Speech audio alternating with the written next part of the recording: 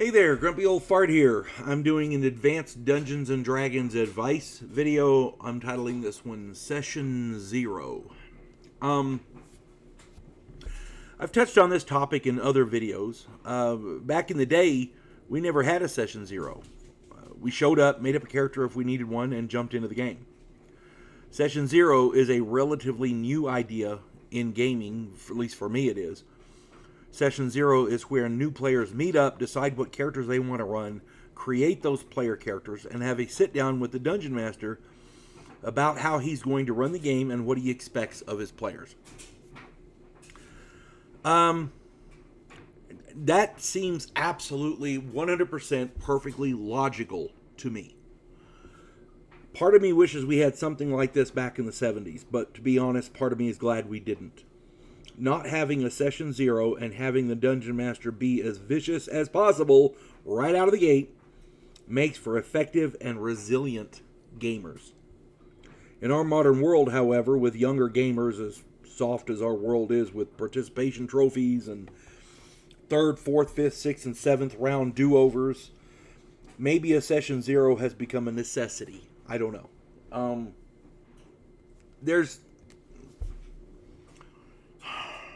There are, in my opinion, there are reasons to have a Session Zero. We're getting new players into games, and I talked about this in a video recently titled "The Freebie." We're getting new players, and when I mean new players, I mean players who've never played before, and players who are young, very young. They don't understand the genre, they don't understand the concept of tabletop role-playing, they don't understand what's expected of them. So a Session Zero, to me, makes sense, and I'm all for it.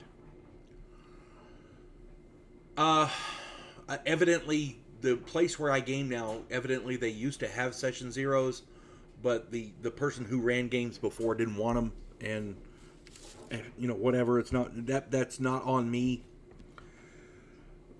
Getting back to this situation, there was an incident that happened between two very young and inexperienced gamers. Check out my video titled "The Freebie." As I said, I spoke to the other dungeon master in the group. His name is Chris. He's really cool.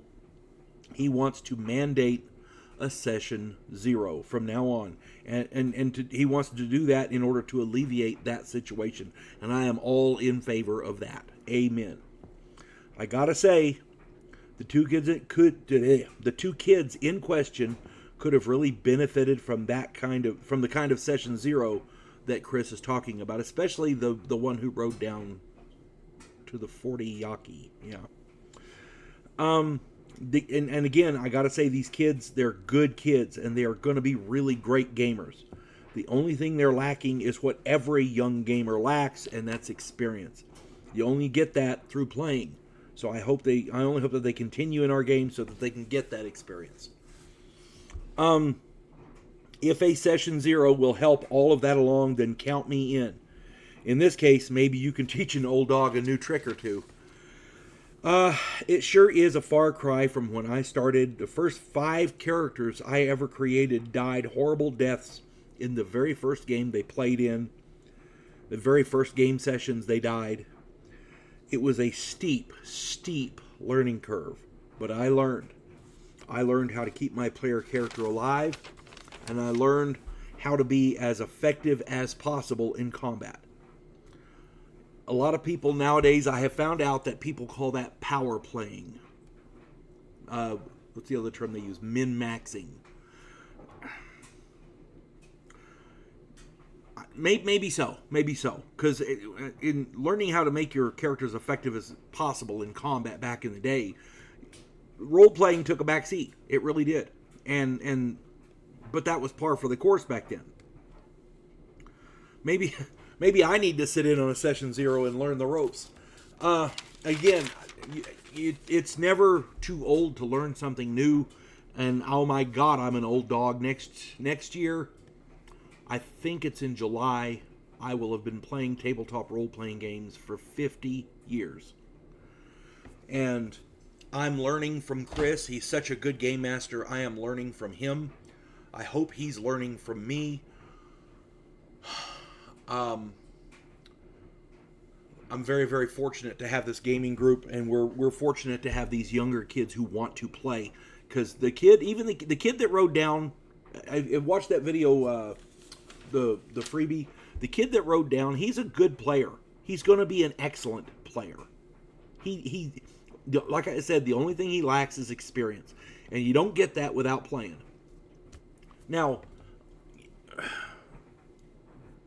the issue that I had mainly with that was my inattentiveness to the rest of the group, and that was on me. That was not his fault. As a game master, you cannot tell the players what to do. You can give them options. And I gave him every option. I gave him every opportunity to walk away from that situation. But being young and inexperienced, he made bad decisions as far as that goes. But again, it's a learning curve. This is why you play, to learn. You can't get experience without playing, and the best good experiences come from bad decisions. That is a fact. I did a video a while back, a long time ago, on Starfleet battles, and it was the stupid mistakes people make, and the very last one was one that I made. So, everybody makes these brain farts, everybody makes these mistakes. Again, I'm going to sit in on this session 0 that we have, because we're planning on it, I think, next week, on Sunday, and I'm going to sit in on it, and I'm going to pay attention, because sometimes old dogs need to learn new tricks. That's all I'm saying. I hope this finds everybody well, and God bless Chris. He's an excellent game master. God bless the rest of my players. They're awesome. All of my players are awesome. Hope this finds everybody well. Oh, forgot to plug my stuff here. If you enjoy my content, it would really help me out if you could hit the like button, subscribe to my channel, share my content on all of your social media platforms, and post a comment or two. Remember, I welcome your comments even if you disagree with me. And check me out over on Rumble for my political commentary and weekly current events. If you enjoy a good book, check out my author page on Amazon.com.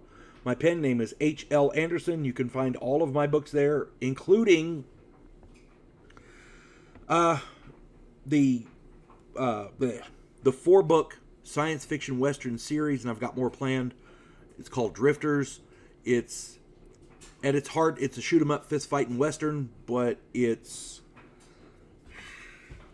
got everything in there. It's got time travel, alternate realities. It's got mythical beings from mythology, Greek and whatever, American Indian and whatever. It's got, again, alternate realities. It's got alchemy. It's got magic. It's got monsters. It's got necromancy. It's got everything I could think of to stick in there except for space travel and aliens. Everything else is in there. So if I left something out, stick it in there. I'll try to put it in the next book. I hope you find something you like. My author page is H.L. Anderson. There's a lot of other stuff there. Find something you like, and I hope you enjoy reading it. Hope this finds everybody well. You folks have a good one. God bless one and all.